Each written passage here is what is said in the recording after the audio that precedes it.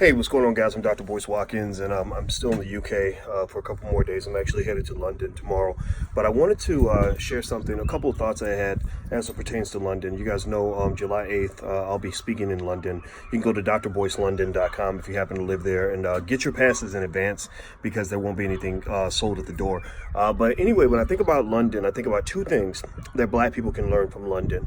The first thing is having to do with reparations. From what I have researched, Queen Elizabeth actually is the largest landowner on Earth. She actually owns 6.2 billion acres of land, which is 12 times more than the number 2 person on the list. I think that's ridiculous. I think it's crazy. It's insane. It's unbelievable. And we know how they got that land. They got that land from people like us. I bet a lot of that land is in Africa and countries where Black people inhabit, and I think that that's something to address.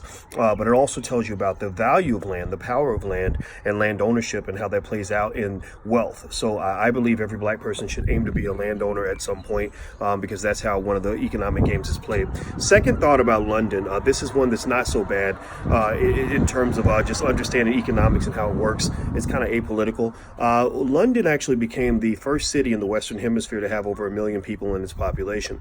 It also became one of the wealthiest cities on Earth, not just because of the crazy colonialism, but actually because there was a river that went right through London called the Thames River. The Thames River was instrumental because it actually brought people together to trade. When people come together, there's trade. When there's trade, there's prosperity. So ultimately, my point that I'm making on this, and this is not glorifying London or think what you want about London, my point on this is to say that for Black people, if we want real reparations in America and beyond, if we really want to build wealth in America and beyond, if we really want wealth in our community in America and beyond, we must understand the importance of coming together. Black people must come together to trade. Black consumers must buy from Black businesses. Black investors must invest in Black companies. Black people must hire other Black people. If we do that, if we bring together trade, if we learn from each other, work together, build teams together, find ways to explore possibilities together, share information with each other, then that's when you will see wealth actually come up, because economic theory actually says that the more people are brought together, the more wealth is created. That is called utility, or it's connected to utility,